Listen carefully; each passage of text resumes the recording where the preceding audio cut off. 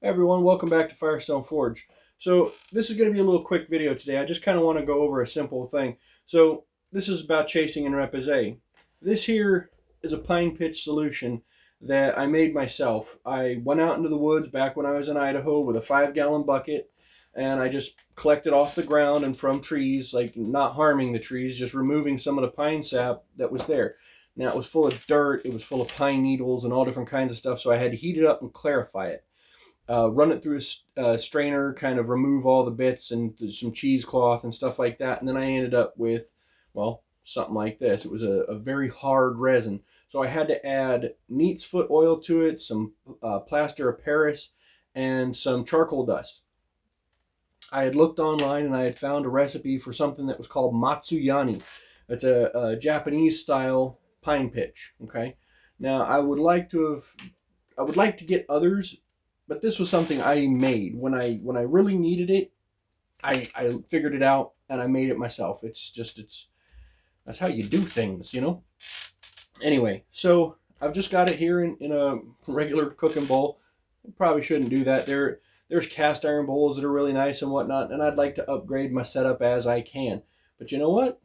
One piece at a time, whatever. I can still do the thing. Now, what is doing the thing? Well, you take a piece of metal. In this case, this is a bit of aluminum that I had embedded. So you heat it up and you bend the corners over and you embed it in there. Well, this was just me playing around. Okay, it's a leaf. Okay, there's a skull.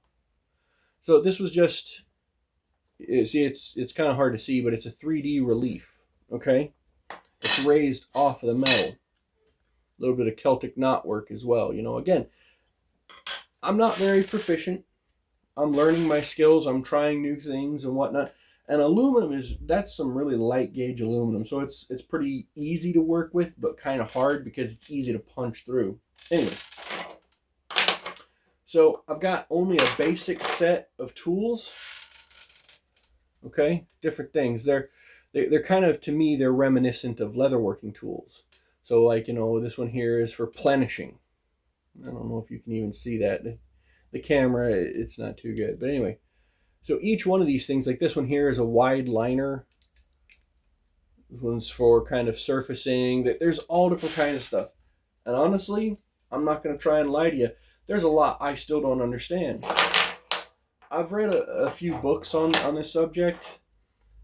And, you know, there's some information and everything else like that. And I'm sure that there's a lot more out there that I haven't dug into yet. But I'm kind of a hands-on guy. You know, sitting and reading puts me to sleep 9 times out of 10, even if I'm interested in the subject. So it's the kind of thing where, you know, if I can get my hands on it, I'll learn that way. You know, I'll read a little bit here and there and pick some stuff up, or I'll talk with somebody who knows. There's a lot of people who know, primarily in the SCA. That's one thing I've ran across. There's a lot of different skills. Anyway, I'm not going to get into that today. But this is all a part of it. So you use a small hammer like this. You kind of hold it here like this, and you're not hammering like this. Okay, you're just kind of holding that nub in your hand, and you just use your hand to rock it back and forth. So you embed your piece in the work, and then you're just kind of tapping up here. Now you keep your elbow in, because if you leave it out here, you get tennis elbow.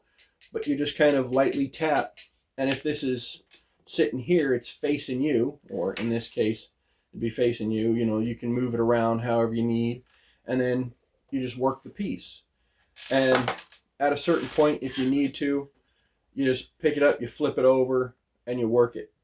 Like this one here, I had made a backgrounding tool, and I just, you know, kind of hammered around it, which kind of put this little texturing in there. You can't really see that with this light.